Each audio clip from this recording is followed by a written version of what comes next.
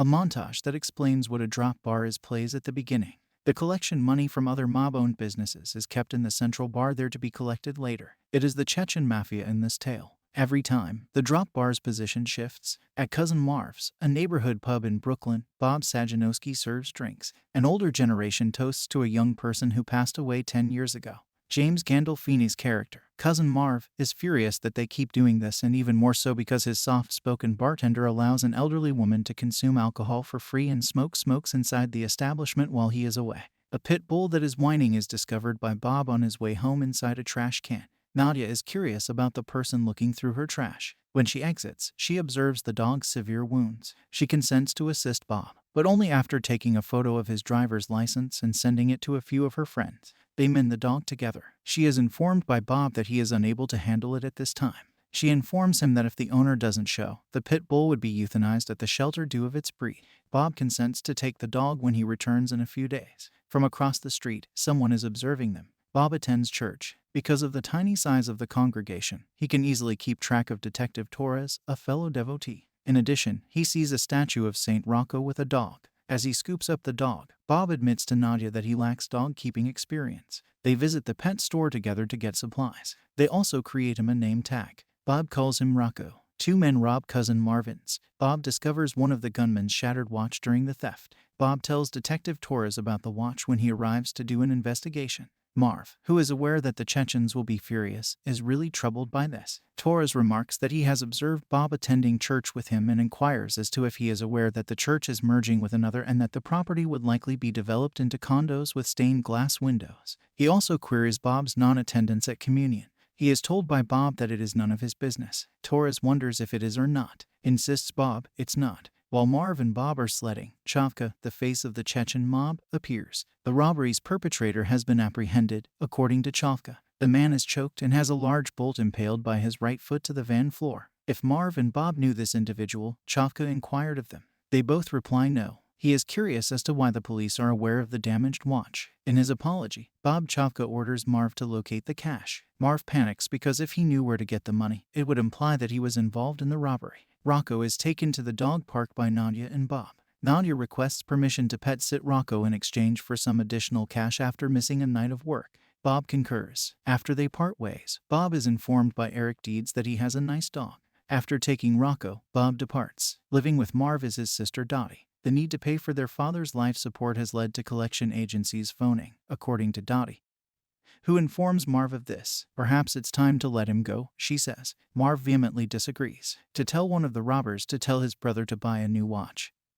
He storms out and runs into him. Their dialogue reveals that Marv was really involved in the robbery. Deeds enters Bob's home after showing up there. He inquires about the canine and tells Bob that he wants the animal back. Bob advises him to go because he is no longer permitted to harm the dog. Deeds exits the building using Bob's umbrella. Rocco joins Bob at the office. A man stops Marv as he enters the bar and requests directions. Marv is alarmed since the man seems strange in some way. He informs Bob that Richie, the young man the old-timers were toasting, was assassinated by Deeds, a local criminal, according to him. Something is odd between Deeds and the man seeking instructions. When they go out back to fetch the trash, they find a bag fastened to the fence. A dismembered arm, a shattered watch, and all of the money from the robbery are in the bag. Bob wraps the arm in a bag and places it inside. Marv is disturbed by Bob's carefree demeanor. Marv observes that Bob seems to have performed this action countless times. The arm is later thrown into the river by Bob. When Torres arrives, he questions Bob about knowing Eric Deeds. Not really, claims Bob. Marv is washing the looted money in the meantime. When the Chechens arrive, Marv returns the cash. They inform him that his club will serve as the drop bar on Super Bowl night. Bob's failure to inform Nadia that he was driving Rocco to work has caused her to become a little irate. He offers his apologies, and the two of them socialize over a few drinks. She admits that the scars on her neck are remnants of her past drug use. She explains that she used a potato peeler to stab herself. When Marv locates the thief, he orders him to get in the car. The thief doesn't want to because the last time he saw his brother, someone else had instructed him to board a vehicle. He wants to be certain that Marv did not line the trunk with plastic. Marv opens it, finds nothing wrong. They embark on a ride once the thief enters. The thief rejects Marv's offer for them to rob the establishment once more on Super Bowl night.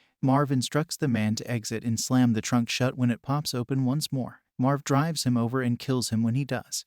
When Bob calls Rocco from home, No one answers. When he opens Rocco's crate, he finds that he is all right, but his umbrella is also inside. He had visited Deeds in his home. He goes to tell Deeds to stop and declares that he is not giving the dog back. He can keep it for $10,000 according to Deeds. To see Deeds' mental health paperwork, Torres asks a cop friend. He becomes intrigued by something in the file. When Marv and Deeds meet, he tells Deeds that Bob is afraid of him and claims to have a solution where everyone would come out ahead. Marv phones Bob to let him know he won't be watching the Super Bowl in the bar. Bob queries whether he has any last-ditch plans in case they are unable to clean up this time. Marv screams at him and claims that before he lost the pub to the Chechens, he was revered and feared.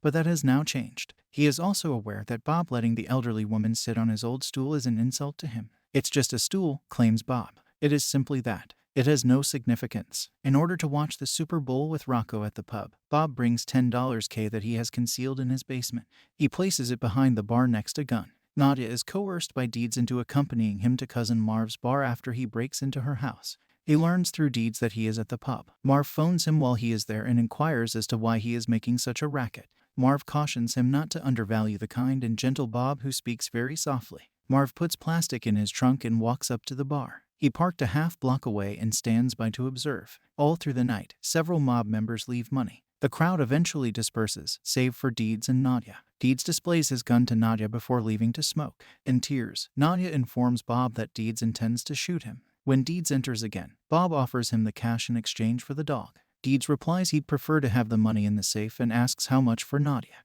Bob tells him the tale of the deceased child and replies that he can't do it. Bob narrates the tale. As a loan shark, Marv had a terrible gambling habit. Numerous individuals owed him money. One of those people was the youngster. But the young man paid Marv back after winning big at the casino. Nobody could tell that the young man made any payments because it wasn't enough to pay off Marv's obligation.